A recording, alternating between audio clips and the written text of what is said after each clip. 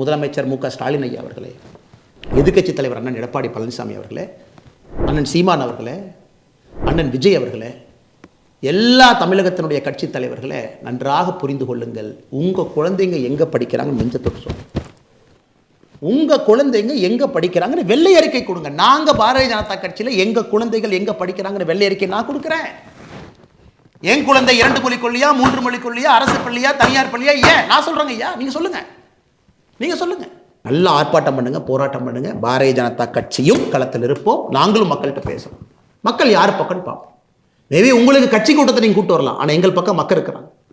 மக்களுக்கு தெரியும், ஒரு மனிதனுக்கும் தெரியும், அவருடைய குழந்தை மேலே போனதாங்க அப்பா அம்மா நினைப்பாங்க. ஏதாச்சும் ஒரு அப்பா அம்மா குழந்தைய போஸ்ட் ஓட்டுறதுக்கு கோந்து எடுத்துட்டு போய் திமுக அறிவாலய வாசல் அடிமையாக இருக்கிற ஏதாச்சும் ஒரு தன்மானம் இருக்கக்கூடிய தமிழன் நினைப்பானா? ஆனால் சவாலை நாங்கள் ஏற்றுக்கொண்டு விட்டோம். களத்தில் சந்திப்போம். நான் 3 மொழி கொள்கையை ஆதரித்து களத்தில் நிற்கப் போகின்றேன். பாரதிய ஜனதா கட்சி நிற்கும். எங்கள் தலைவர்கள் தொண்டர்கள் எல்லாம் நிற்பாங்க. பட்டி தொட்டி எல்லாம் எடுத்துகிட்டு போகிறோம்.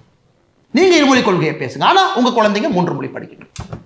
அதையும் மக்கள் தோல் உரிச்சு பார்க்கத்தானே போகிறாங்க. அதனால் பேசக்கூடிய அரசியல் தலைவர் முதல்ல இது பேசுறதுக்கு முன்னாடி நீங்கள் யார், உங்களுக்கு எத்தனை குழந்தைகள் இருக்கிறாங்க, எத்தனை பேர் தனியார் பள்ளியில் படிக்கிறாங்க, எந்த மொழியில் படிக்கிறாங்கன்னு சொல்லிட்டு பேசுனா அந்த டிவியில் பார்க்கக்கூடிய அன்பு சொந்தங்களுக்கு தெரியும் யார் உள்ளத்திலிருந்து பேசுகிறாங்க, யார் போய் பேசுகிறாங்க.